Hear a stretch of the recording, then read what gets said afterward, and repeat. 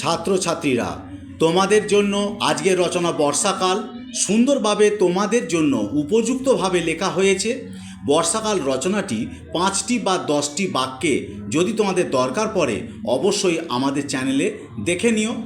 তাহলে আজকের বর্ষাকাল সম্পূর্ণ রচনাটি এখানেতে তুলে ধরা হলো।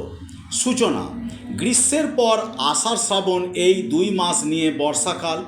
গ্রীষ্মের সূর্যের প্রখর তাপে যখন খাল বিল পুকুর শুকিয়ে যায়, মানুষজন পশু পাখি অস্থির হয়ে পড়ে, গাছপালা শুকিয়ে মরার মতো হয়ে যায়, তখনই বর্ষা এসে নতুন প্রাণের জোয়ার বইয়ে দেয়।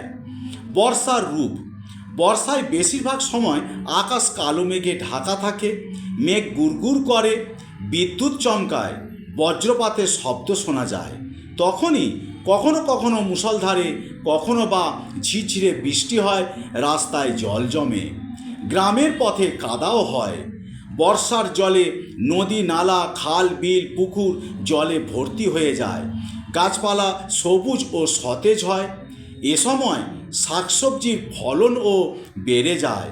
তাল ও আনারস এই সময়ের প্রধান ফল।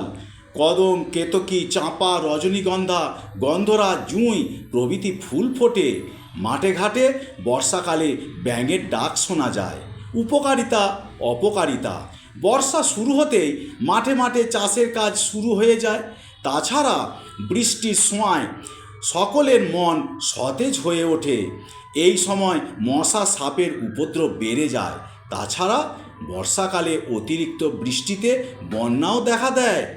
তার ফলে ফসলের ক্ষতি যেমন হয়, তেমনি ম্যালেরিয়া, আমাশয়, কলেরা ইত্যাদি রোগে মানুষ ভোগে। তবুও বর্ষাকালের প্রকৃতির নিয়ম মেনে নিতেই হয়। গ্রীষ্মের জন্যই তো বর্ষার এত কদর। কবিরাও বর্ষা ঋতু নিয়ে অনেক কবিতা লিখেছে। তাহলে এই হচ্ছে রচনাটি, ভালোভাবে তোমরা দেখবে, অবশ্যই সুন্দরভাবে তোমাদের একটি রচনা পরিবেশন করা হবে।